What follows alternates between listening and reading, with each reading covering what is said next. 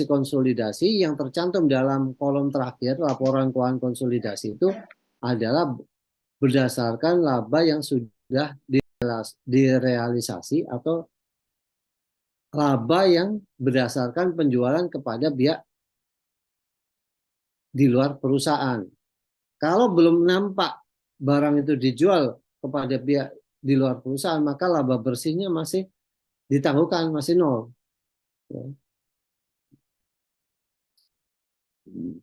Nah, kemudian karena keuntungan dari penjualan antar perusahaan tercatat dalam pembukaan induk perusahaan, maka laba bersih konsolidasi dan keseluruhan klaim pemegang saham induk perusahaan harus dikurangi sebesar nilai penuh keuntungan belum direalisasi.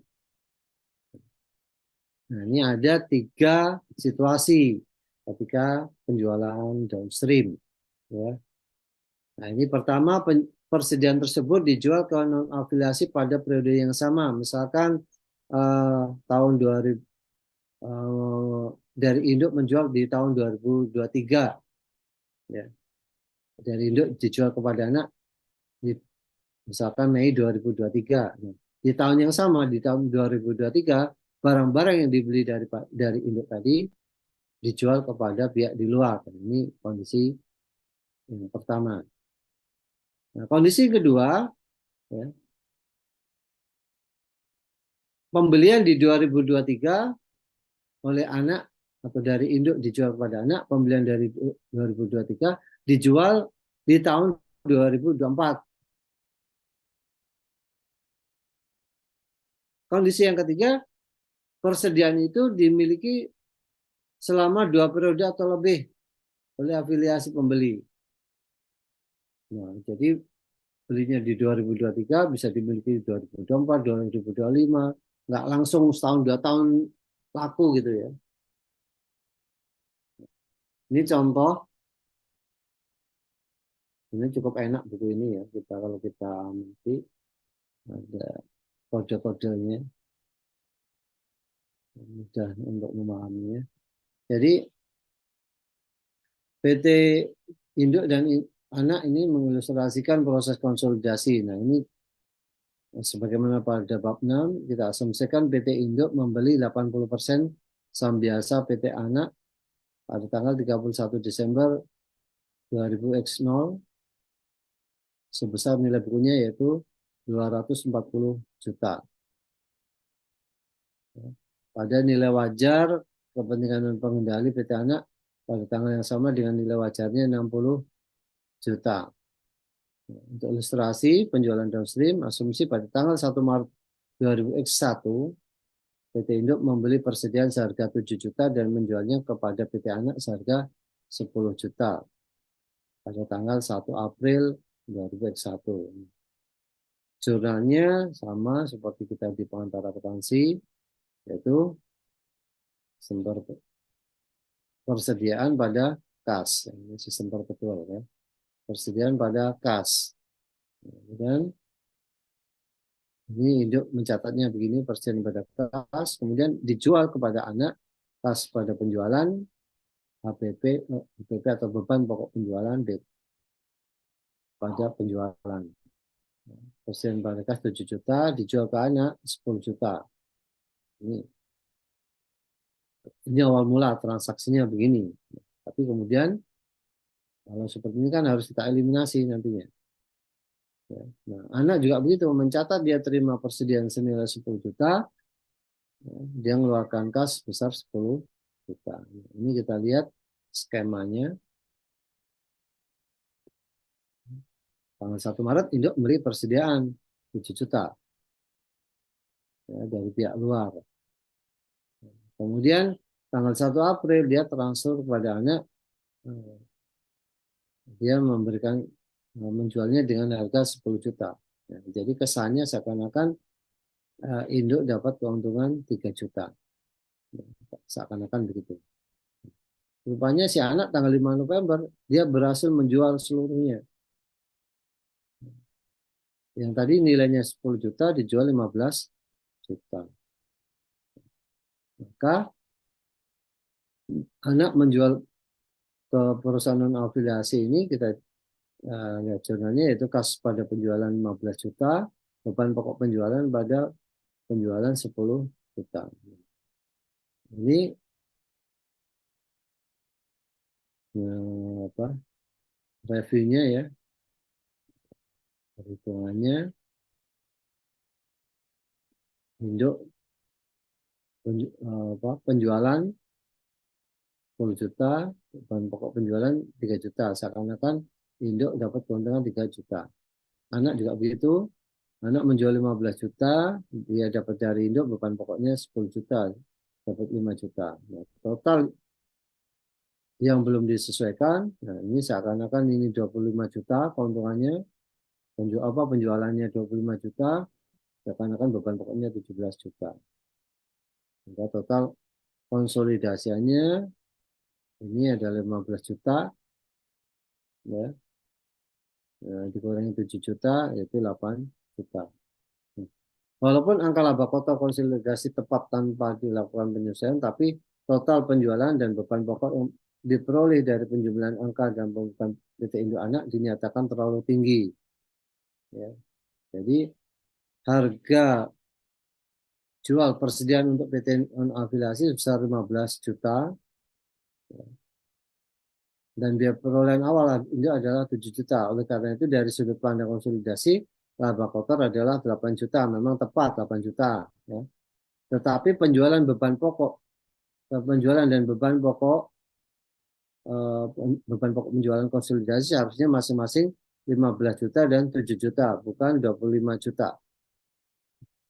Nah, jadi ini penjualannya 15 juta, beban pokoknya adalah 7 juta. Jadi ini yang penjelasan dari ini ya. Bukan 25 juta sama 17, tapi harusnya adalah 15 sama 7. Ya. Bukan 25 dikurangi 17. Walaupun jumlahnya adalah betul 8 juta, tapi pengakuannya nggak boleh begini. Ini terlalu tinggi. Walaupun angka akhirnya sama. Maka seharusnya adalah 15 dan penjualannya 15, beban penjualannya adalah 7 juta. Sehingga dalam kertas kerja konsolidasi, penjualan antar perusahaan harus dieliminasi dari penjualan dan beban pokok penjualan. Nah, jadi jurnalnya adalah ini kode ya, mungkin masih banyak juga yang belum paham. Ini adalah kode dari eliminasi, yaitu penjualan pada beban pokok penjualan. Ini tadi adalah saldo normalnya adalah di kredit, sedangkan beban pokok penjualan saldo normalnya adalah di debit. Tinggal kita balik, kita kurangkan 10 juta.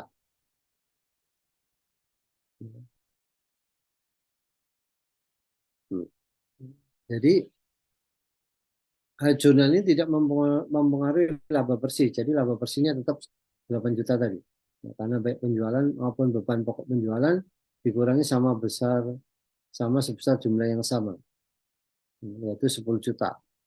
Jadi tidak perlu dibuat eliminasi keuntungan antar perusahaan karena keuntungan antar perusahaan telah direalisasi melalui penjualan persediaan ke pihak eksternal. Jadi kalau ini tadi sudah dikurangi, ini sama ini sudah dikurangi 10 juta. Atau nilainya sama dengan ini. Nah, kenapa nggak perlu dieliminasi? Karena sudah dijual kepada pihak eksternal atau dijual kepada pihak non afiliasi.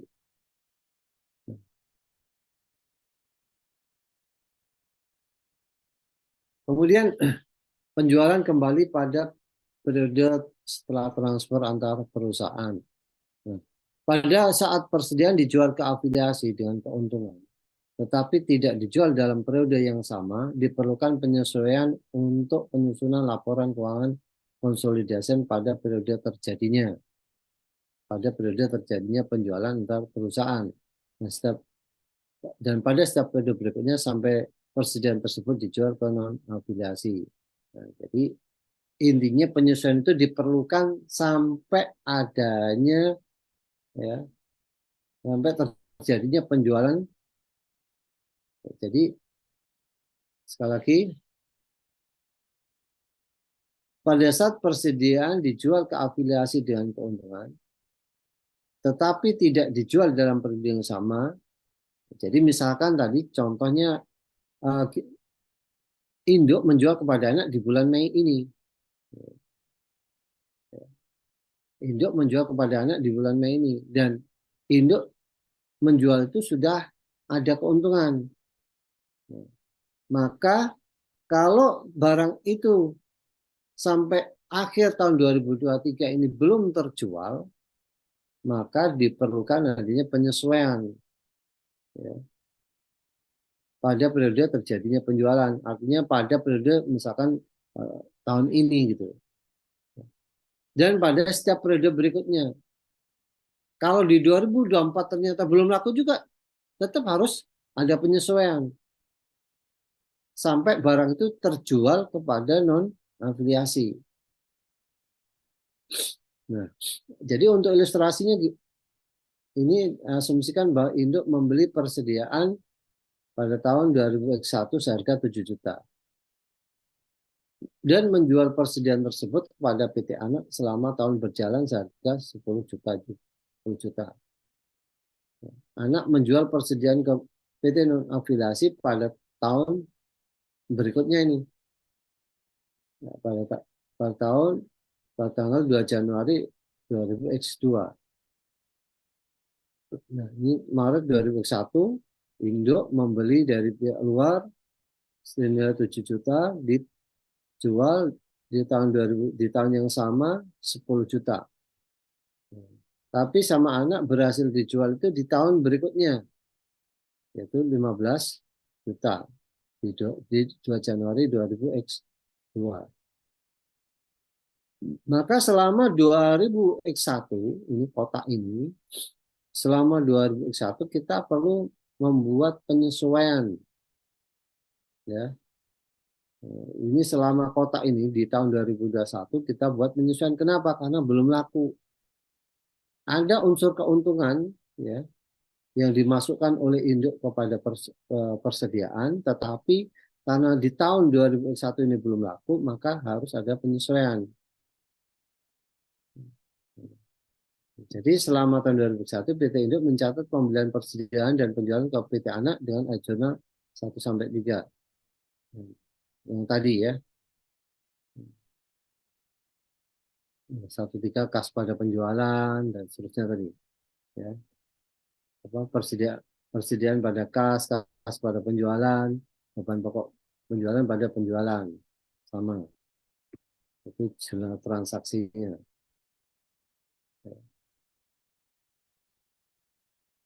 Nah, kemudian PT Anak mencatat pembelian persediaan dari PT Induk pada dengan ayat jurnal sama persediaan pada kas. Pada tahun 2000X2 PT Anak mencatat penjualan persediaan ke non afiliasi dengan ayat jurnal nomor 5 dan 6. Kita lihat. Ini. Jadi pada Januari 2000X2 ya, X2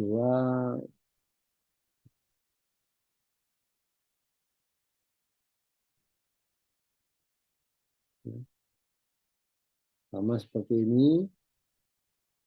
Dia menjual kepada pihak luar, kas pada penjualan, beban pokok penjualan pada penjualan.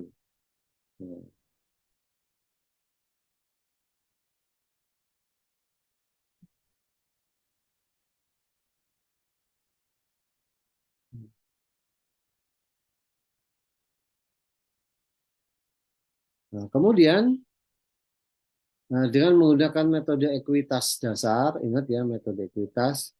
Metode ekuitas itu kalau anak sudah mengumumkan laba, maka induk berhak mengakui.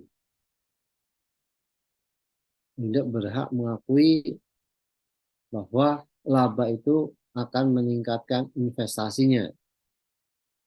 Induk berhak mengakui adanya pendapatan dan mengakui adanya investasinya meningkat. Tapi kita lihat dulu meningkatnya laba ini akibat apa? Kalau dia akibat dari transaksi internal maka harus dieliminasi. Tapi kalau laba ini akibat transaksi dengan non afiliasi, maka betul-betul akan meningkatkan pendapatan dan investasi. Nah, pada Eh, jadi pada tahun 2001 induk mencatat bagian atas laba dan dividen PT anak.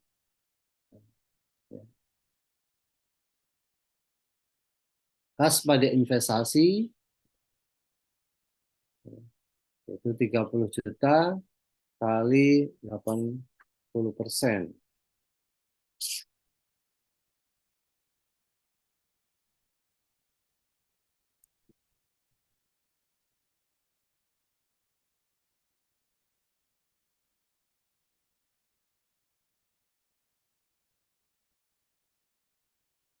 Ini ada di halaman berikutnya ini ya. Betul. Nah, ini data neraca individualnya ada di sini.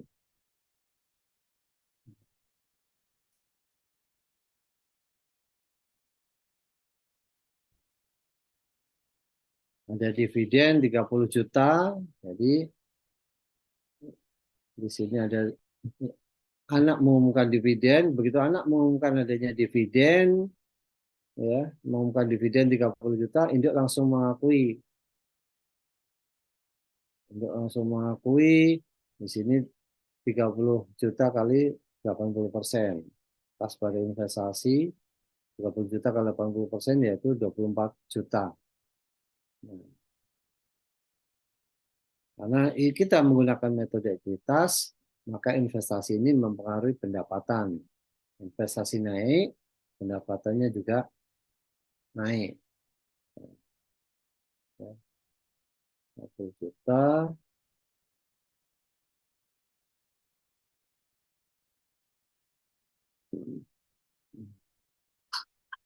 Nah ini ya, ada pendapatan 50 juta.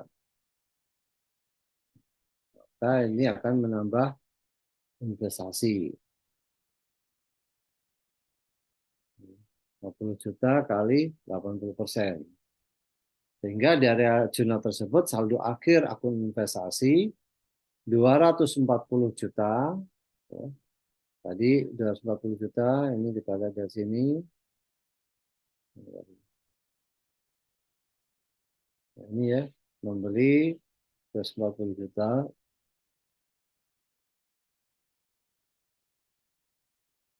ditambah 40 juta, nah, investasinya akan naik. Dikurangi dengan 24 juta. Ya, karena diambil dalam bentuk kas. Sehingga total saldo akhir akun investasi adalah 256 juta. 256 juta. Tapi nanti harus dieliminasi ini. Ya. Nah, kemudian kertas kerja konsolidasi di tahun 2001 ini ada beberapa jurnal eliminasi, yaitu pertama mengeliminasi pendapatan dari anak perusahaan atas dividen. Ya. Jadi mengeliminasi pendapatan pada dividen dan investasi saham PT anak. 24 dan 16. 24 juta tadi 30 kali 80% tadi ya dividennya diumumkan. Kemudian 40 yaitu 50 kali 80, 50 juta kali 80%. Nah, ini selisihnya 16 juta. Kemudian mengeliminasi berikutnya pendapatan untuk kepentingan non pengendali atau anak perusahaan pada dividen dan kepentingan non pengendali atau anak perusahaan. Nah, ini 50 juta, kalau tadi 50 juta kali 80%, karena ini untuk non pengendali berarti 50 juta kali 20%-nya yaitu sebesar 10 juta. Begitu juga dividennya. Dividen yang diumumkan kalau tadi 30 juta kali 80, maka kalau untuk non pengendali 30 juta kali 20%, itu 6 juta. Selisihnya adalah kepentingan pengendali. Kemudian yang kita eliminasi yaitu pasti yang komponen ekuitas. Ya. Jadi komponen ekuitas ada saham biasa, ada saldo laba. Kemarin kita latihan itu ada agio, ya, apa, quiz ya, itu ada agio. Kalau mungkin eh, ada laba rugi selisih kurs atau istilah lain di di perusahaan lain eh, selisih penjabaran mata uang asing boleh juga. Nah, silakan dimasukkan semua komponen ekuitas itu harus kita eliminasi. Saham biasa PT Anak saldo laba per 1 Januari pada investasi saham PT Anak ya, 240 juta, maka ada kepentingan dan pengendali selisihnya.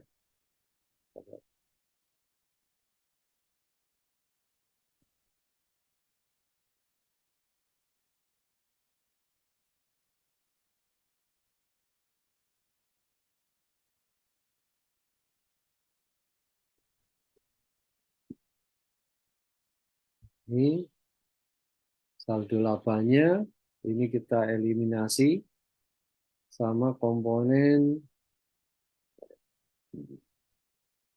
ini modal saham. Nah, sedangkan investasinya adalah 240 juta. Dari sini kita kurangkan.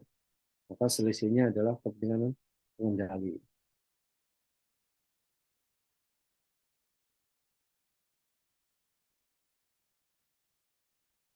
Apa? Yang selisihnya 60 juta. Kepentingan pengendali. Mengeliminasi saldo awal. Ini ya. Baik. Kemudian kita komponen penjualan dan beban pokok penjualan. Ini mengeliminasi penjualan dan stream tadi ya, sebesar 10 juta. Karena kalau ini tidak kita eliminasi, nanti hasilnya akan muncul yang ini tadi 25 juta, bukan yang 15. Yang muncul 25 juta. Makanya harus dieliminasi.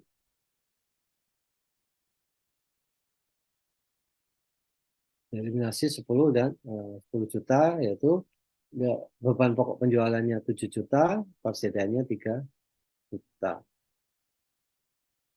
Jadi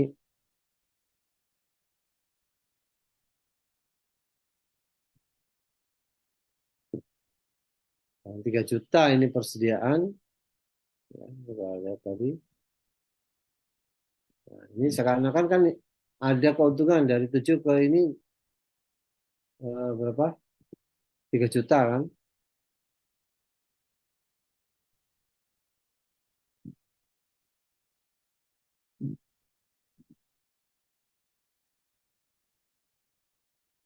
Nah, kemudian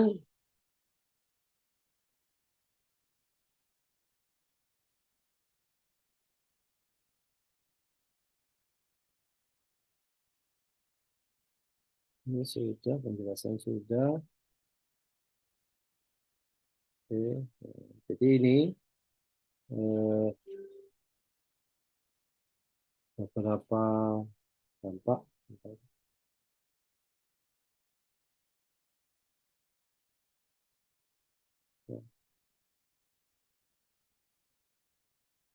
Ini ke laporan laba ruginya,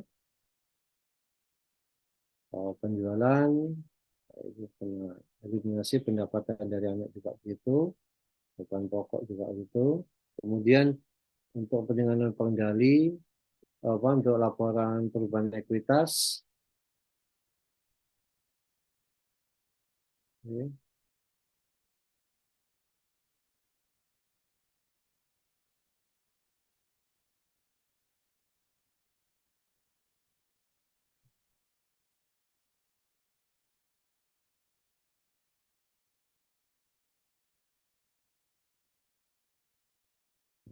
Di sini ada kepentingan pengendali 4 juta. Ini adalah selisih, selisih lebih laba bersih.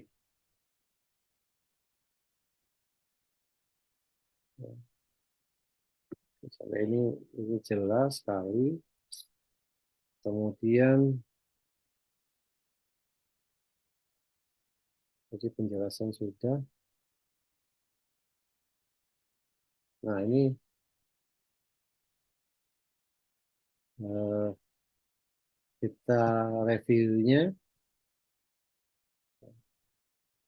penjualan 10 juta, beban pokok penjualan 3 juta, 7 juta, laba kotor 3 juta, anak juga begitu, anak dia ada persediaan 10 juta, total yang belum diselesaikan yaitu 10 juta ini dikurangi 7 juta, 3 juta, dan persediaan 10 juta, konsolidasinya 7 juta. Nah, jadi ayat jurnal ke-13 ini mengoreksi total yang belum diselesaikan menjadi jumlah yang seharusnya. Saya jelaskan tadi. Yang ini ya. Nah, ini untuk mengoreksi, sebenarnya mengoreksi yang ini tadi. Nah ini. Kalau tidak dikoreksi, maka nanti kesannya penjualan adalah 25 juta, beban pokok penjualan 17 juta. Walaupun laba kotornya benar, tapi persepsinya akan menimbulkan persepsi yang salah. Seakan-akan penjualannya 25 juta. Jadi akan menimbulkan persepsi penjualannya, wah terlalu hebat sekali nih, besar sekali ya. Kesannya akan begitu, maka harus dieliminasi. Itu perhitungan sederhananya begitu.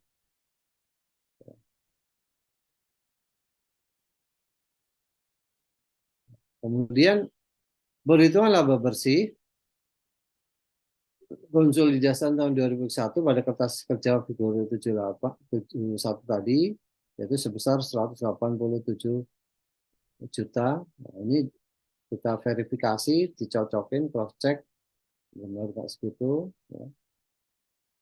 Laba operasi terpisah induk 140 juta dikurangi laba antar perusahaan yang belum terrealisasi 3 juta, kemudian kamu 137 juta laba yang direalisasi terpisah induk, kemudian laba bersih PT Anak 50 juta, laba bersih konsolidasi 187 juta, ini tambahkan, kemudian dikurangi dengan laba kepentingan non pengendali 50% kali 20, 50 juta kali 20%, 20 juta, hingga laba kepentingan pengendali dari 177 juta.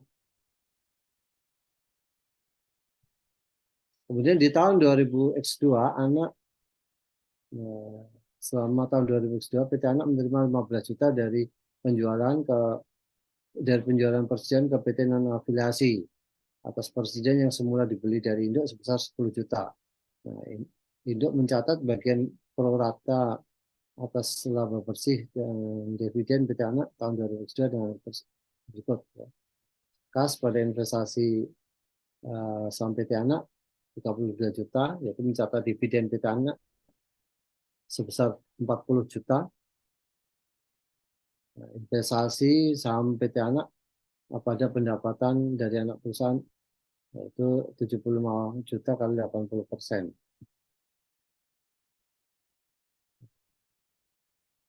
Jadi di akun investasi pembukuan PT Induk ini di buku besarnya, jadi kita lihat dia perolehannya 240 juta, kemudian ada accrual kuitas yaitu 50 juta kali 80%, 40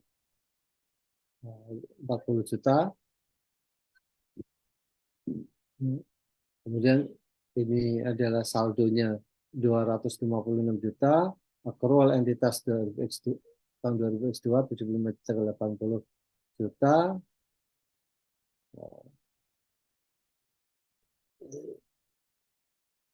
itu sebesar 60 juta, saldo di 31 Desember 284 juta. Kemudian di sini dividen tahun 2001 30 juta kali 80 persen, 24 juta, dividen tahun 2002, 32 juta. Kertas kerja konsolidasian tahun 2002 yang disusun pada akhir tahun 2002 disajikan dalam 27.2. Ya, ini jurnal eliminasinya ya. Jadi ini untuk jurnal eliminasinya,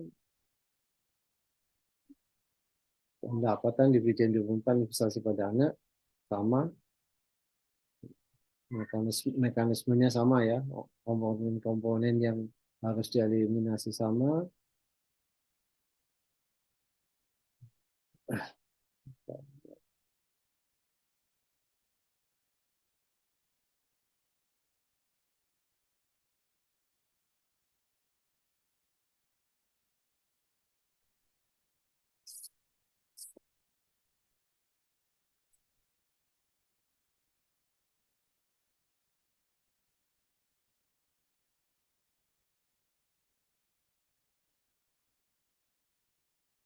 Ya, ini di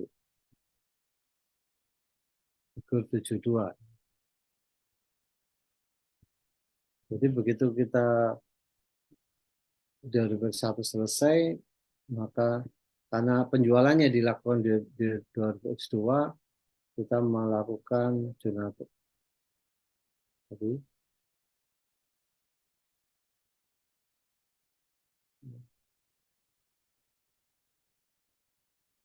Ini.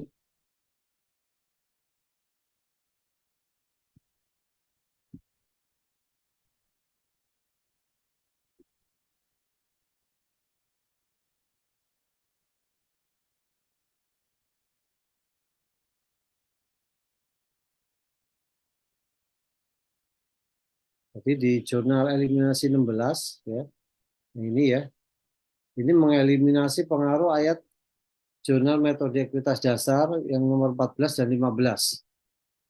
Nah, jadi tujuannya ini untuk mengeliminasi jurnal yang nomor 14 dan 15 ini.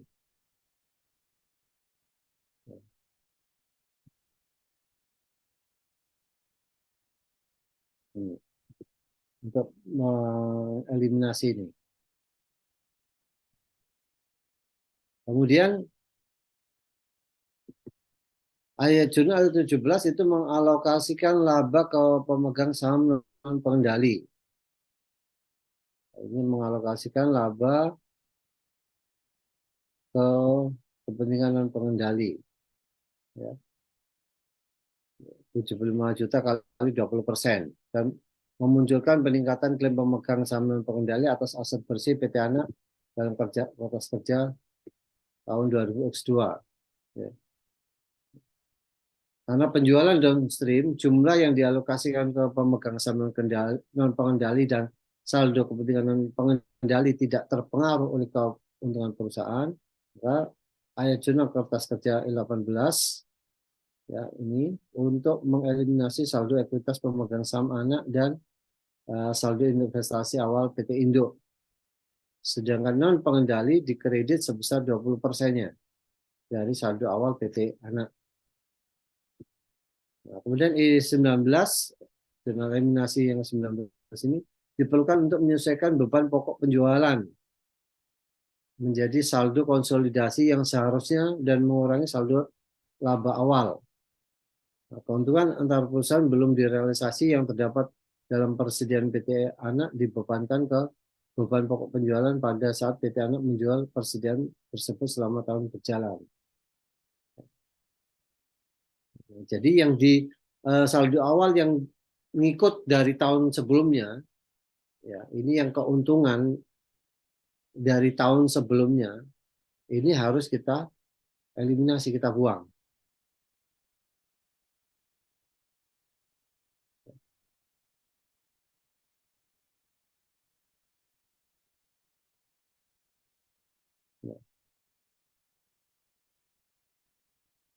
Nah, ini yang perlu kita bedakan, ini ada kalimat ini ya.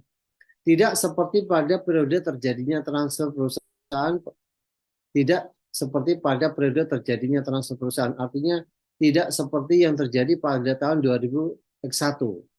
Maka pada periode berikutnya saat persediaan dijual ke non afiliasi tidak diperlukan penyesuaian untuk penjualan. Nah, kalau kita lihat tadi kan ada penyesuaian untuk penjualan. Kalau di 2001, ya ini ada penyesuaian untuk penjualan, ya. Nah, tapi kalau di 2000X2 tidak perlu lagi.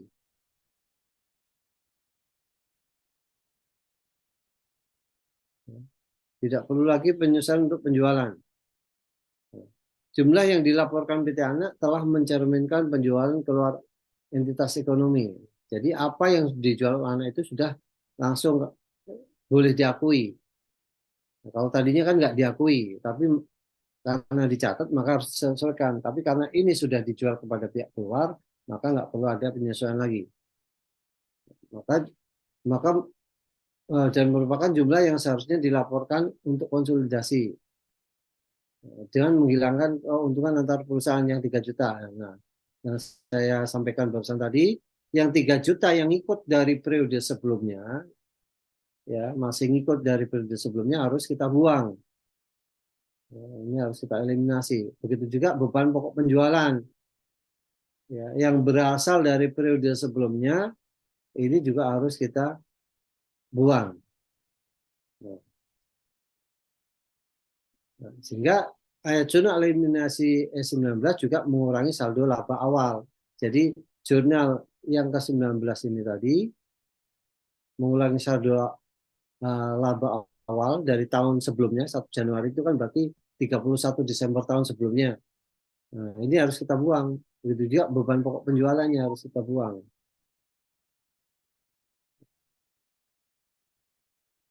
Oke. Nah, setelah dilakukan penjualan ke pihak eksternal, transaksi telah selesai dan tidak ada lagi penjualan. Ini untuk cross check, berapa laba bersih tahun 2022. Baik, itu ya untuk materi hari ini.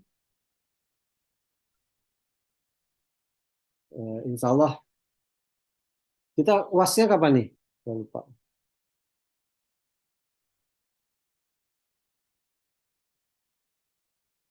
Ada yang tahu kapan UAS?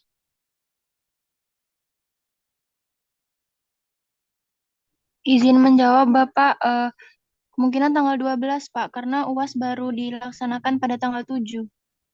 Ya, tapi kita insya Allah hari Senin masih ada waktu ya. Tapi eh, karena insya Allah saya juga mau berangkat haji, jadi kemungkinan kita akan eh,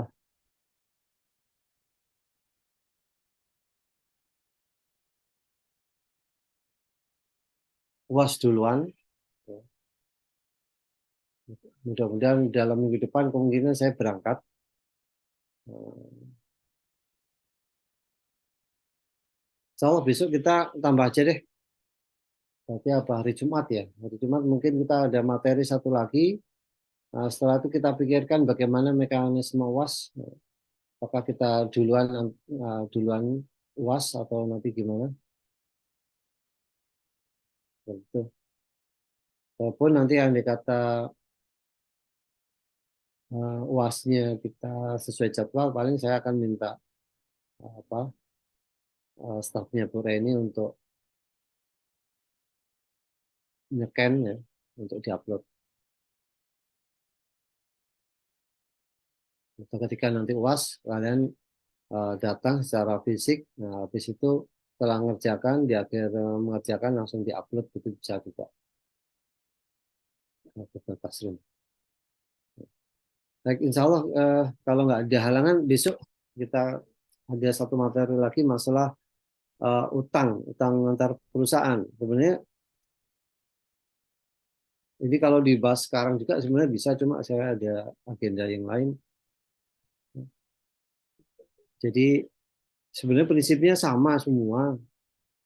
Utang piutang itu timbul akibat transaksi jual beli antara induk dan anak. Jual beli itu berarti ada unsur laba juga, ada unsur laba. Pada intinya sama sih sebenarnya. Ya. Baik, itu saja dari saya. Terima kasih atas kehadiran kalian. Insya Allah, kalau nggak ada halangan, kita besok hari Jumat kita ada tambahan sama jam 4. Mudah-mudahan besok ataupun hari Senin, insya Allah perkuliahan kita bisa berakhir. Terima kasih atas kehadiran kalian. Jangan lupa Indri absen kelas ya. Iya, baik Bapak. Ya, terima kasih. Kita tutup dengan doa kafaratul majelis. Sekali lagi, tolong dibaca-baca lagi ya semuanya ya. Karena jujur aja kalau AKL ini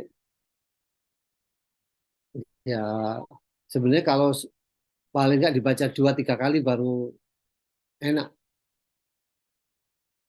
Kalau baca sekali pasti bingung. Kalau baca sekali pasti bingung. Ini dari mana gitu. Silakan dibaca-baca aja. Termasuk yang untuk materi besok silakan dibaca terlebih dahulu. Terima kasih, kita tutup dengan doa kafaratul majelis. Subhanakallahumma wa bihamdika asyhadu an la ilaha illa anta astaghfiruka wa atubu ilaik. Assalamualaikum warahmatullahi wabarakatuh. Waalaikumsalam. Waalaikumsalam Terima kasih warahmatullahi Bapak. wabarakatuh. Terima kasih, Pak. Terima kasih, Pak.